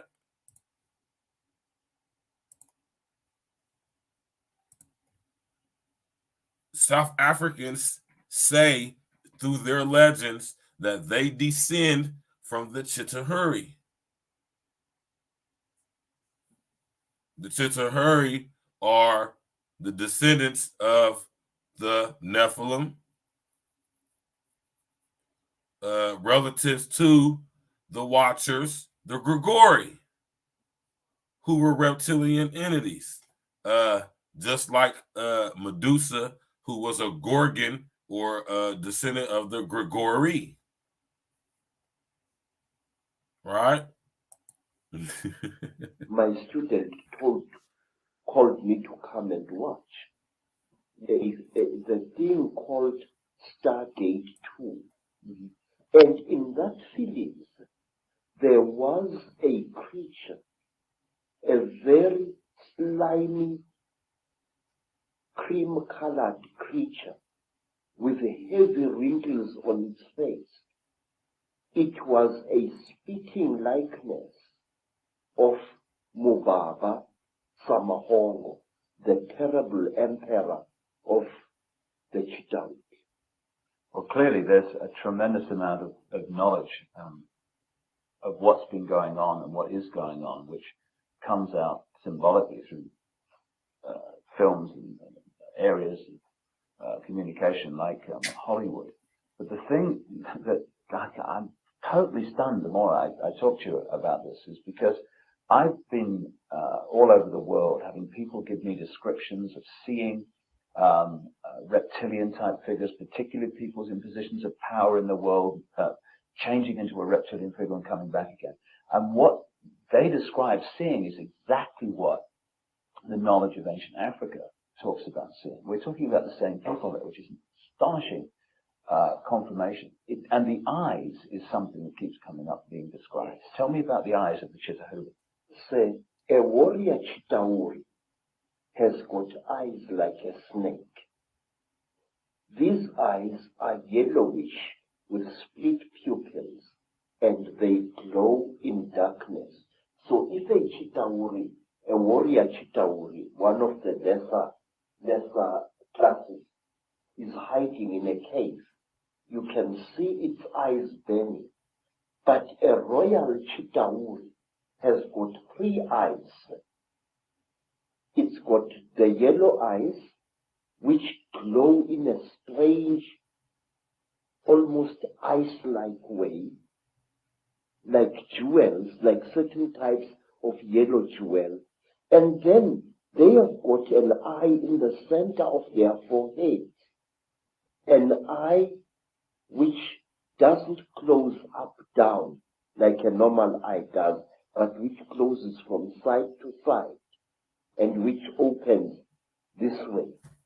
Now this eye of the Chitauri is the eye that kills, because it can knock a man down just by the fire, the glare that comes out of it. Is this where the constant recurring theme of the evil eye comes from? Yes, yes.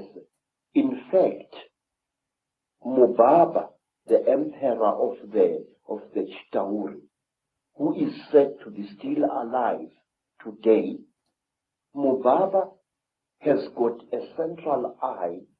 His other 2 eyes were stitched shut by a jealous wife. But his killing eye, the Samahongo, the terrible red eye, opens. He can even open it like this. Mr. David, I would like to share a little thing with you.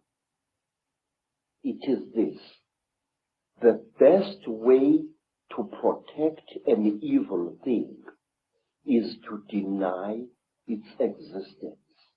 And if you talk about things such as the Chitauri, if you talk about things such as the Mandinda, there are many people who say to you, rubbish, this thing does not exist. Now, in this way, this great evil is protected by being denied.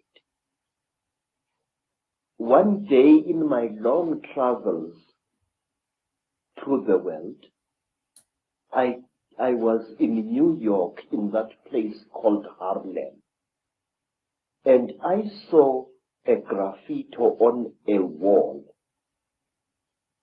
along a passage, and the graffiti was, "There is no such a thing as the mafia, and we will kill any asshole who says that there is." In this, again and again, in America, people deny the existence of the mafia, and by denying it, actually protect it wittingly or unwittingly. There are those who deny that a national and international conspiracy exists. They deny it ferociously, but by denying it, they are actually assisting it and actually protecting it. We must stop denying the existence of these things. We must stop saying that there are no Chitauri, that there are no aliens, that there are no Illuminati. There are. I could tell you for hours. For example, do you know what we Zulu people call a person? A very, very clever person, a very, very wise person, a person who has received light from God. We call him Umkhanyiselwa. In other words, the illuminated one. Khanyisa means to light up something. And Umkhanyiselwa is somebody who has been lighted up by the God. So you say Illuminati, I say Umkhanyiselwa. It's the same thing. And my research very clearly, and again, you're right, there's tremendous denial of this is the fact. Even among conspiracy researchers, there's tremendous denial that the Chitahuli, the reptilians, and the Illuminati are actually the same thing. Exactly, sir. Because amongst my people, we say that when two Chitauri are challenging each other for power, and they must fight a duel with their terrible eyes, they start glowing like fishes deep in the sea. Bioluminescence. And the faster they glow, the angrier they are said to be. Now that is why there are certain parts of Africa where people are advised not to walk at night, because that is where the Chitauri often fight. And one of these parts of Africa, sir, is a remarkable place called the Mountains of the Round Rocks, Matobo, wrongly pronounced Matopo, in Zimbabwe. These hills are really not remarkable in themselves. These hills are said to be the one place in Africa where the Chitauri have been seen. And these hills is where Cecil John Rhodes lies buried, but there is more. You must visit this place at one time. Amongst the rocks on the Matobo Mountains, you find a species of lizard which you don't find anywhere in Africa or the world. A species of lizard which responds to the call of a human being. When I first arrived in 1958 in the land called Rhodesia, now known as Zimbabwe, I found an African there who was a tourist attraction. He was a game warden who made strange sounds, calling out, and as he called out, these strange lizards, the only type of lizard anywhere on earth which responds to the human voice, used to come out of cracks and out of holes in the ground and to gather around this African. And it was this African game warden who told me that the sounds he is making are not just noise, they are the speech of the Chitauri star gods. It's a staggering coincidence that Cecil Rhodes, one of the greatest Illuminati frontmen, perhaps certainly of modern times, who did so much to imprison Africa, should choose to be buried at the point where this is all going on. You see, sir, Cecil John Rhodes went his way into the hearts of Africans, and in their despair, wise men of the Mashona people, wise men of Matebele people, tried to make Cecil John Rhodes one of them. They told him about the secrets of the Matobo Mountains, that under the Matobo Mountains lies a city of great wisdom, which is the home of the last survivors of the Chitauri god beings in that part of Africa. And if you go to the Matobo Mountains and you carry a 4-pound hammer and you strike certain parts of that landscape with that hammer, it gives out a hollow sound which shows you that there are caverns deep underground. There are two sets of mountains. There is the Matobo Mountains, and then to the east of Zimbabwe, there are the great mountains known as the Inyangani, the Weeping Moon Mountains. There, even now, people disappear without trace. Sometimes a person would disappear for several days and reappear appear a few days later, not knowing where he had been or where she had been. And white people have disappeared there. Black people in their thousands have disappeared there. It was there that I also went missing for 4 days in 1959 in one of the most traumatic experiences of my life. What happened?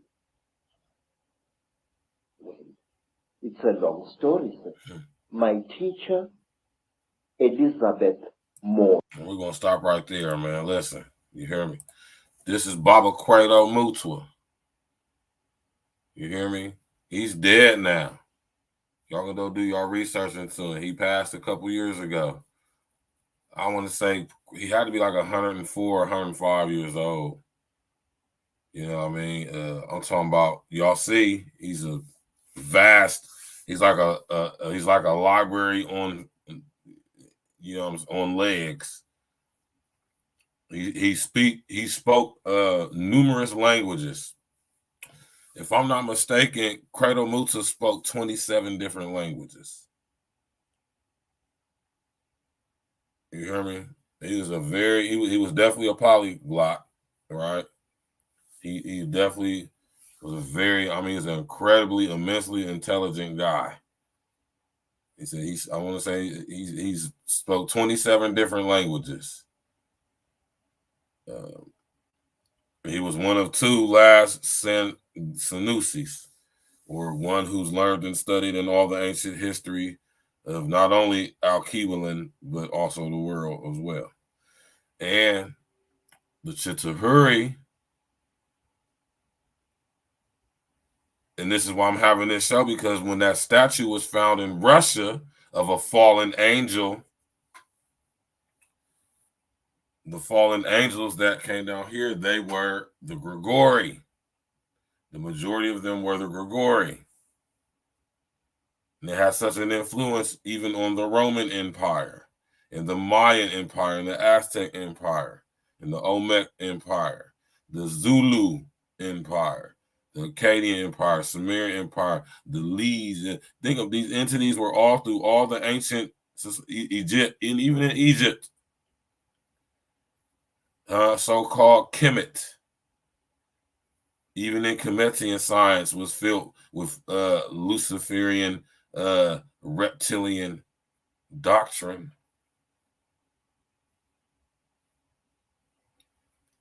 Don't get so hardy-tardy that you think that your so-called cultural history is not been corrupted by these entities we know as the Watchers or the Grigori. Every ancient culture talks about these entities. Like I said, the Olmecs, the Aztecs, the Mayans, the ancient Hopi up here in Native American, Turtle Island, the Zulus, the who else over there in Africa? The Dogon in Africa, right? You got the ancient Aborigine people in Australia and New Zealand.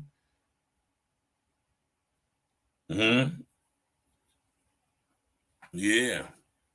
All the ancient cultures, the ancient Kemetian Egyptian society, even all the way up to even up there in the British, you know, in Europe, all these ancient societies, the ancient Sumerians,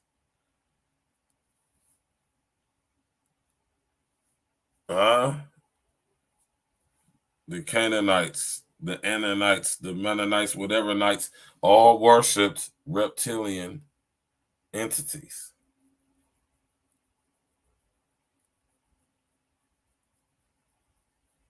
All these religions or cultures venerated and honored the reptilian imagery and reptilian beings like snakes, dragons, serpents. All throughout history, every ancient culture, different names, same demons, the Watchers, the Grigori. So when we think about what they found in Russia,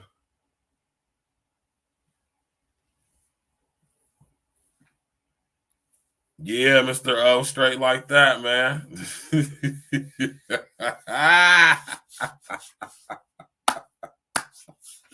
Oh, I love it, man. I love it, man. It's an honor and a privilege, you hear me, to convey this information and to teach and to break this stuff down in ways that y'all are able to get it over and I understand. No disrespect to anybody's intelligence. A lot of y'all are way more smarter than me in certain areas, but to break it down into layman's terms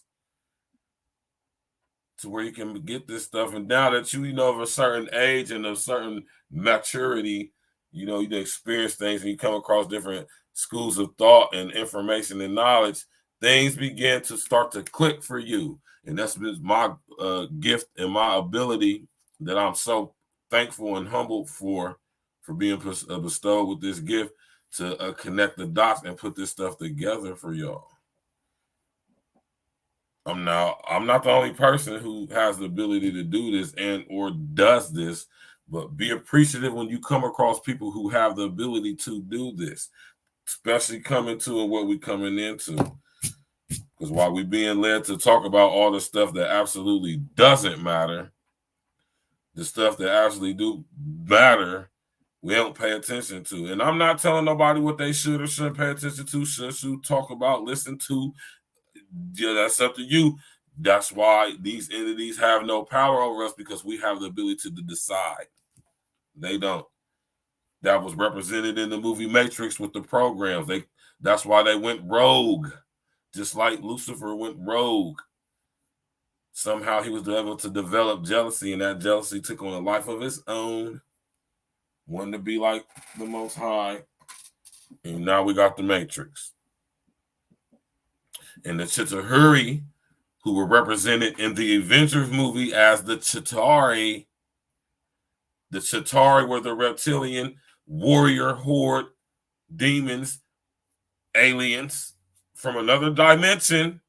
So this makes you know that the Chitauri, right, or the Chitauri, they're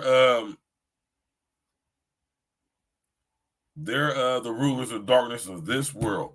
What about the rulers of darkness from other worlds? What y'all know about that, man? Is this something that you ever even contemplated before? And so we just now coming into the actual realization and acceptance of the actual existence of these entities in our reality. What about the ones from different realities, different worlds? Because notice in the scripture it said the rulers of darkness of this world, indicating that this isn't the only world. So if we just now coming up on the knowledge of the rulers of darkness of this world, how can we be prepared for the rulers of darkness of other worlds, and we don't know what their capabilities are? We just now coming into the knowledge, for the most part. Some of us, like myself and my father, Credo Mutua, David Icke, and a lot more, sinful rest in the essence. Some of us are aware of who these entities are, right? But most of y'all ain't.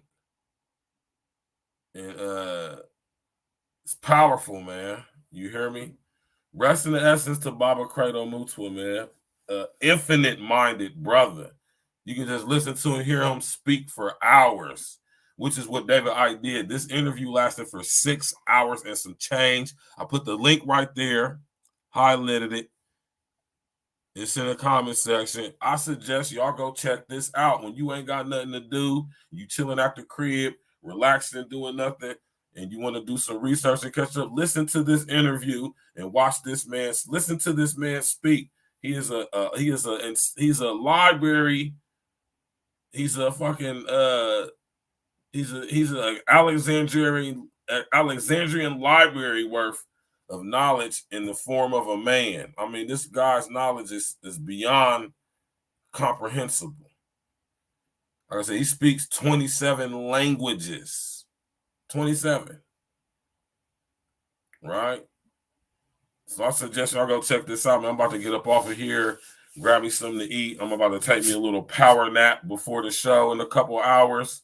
It's just something I do, y'all. I take my power naps, man, hour and a half.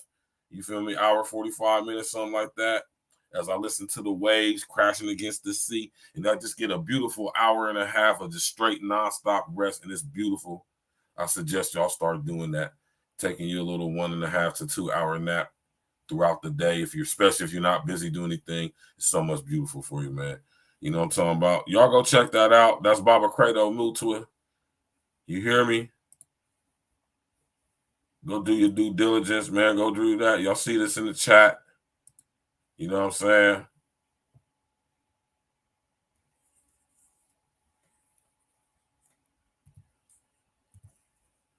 You know what I mean?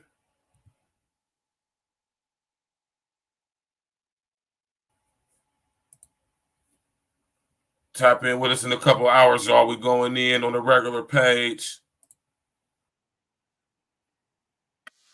Tap in with us, y'all. We about to go in on the other page in a couple hours, man. You know what I'm talking about? Tap in, walk with us at 7 p.m. April Talk Podcast. We going in. The spiritual roots of Adam and man. Let's go.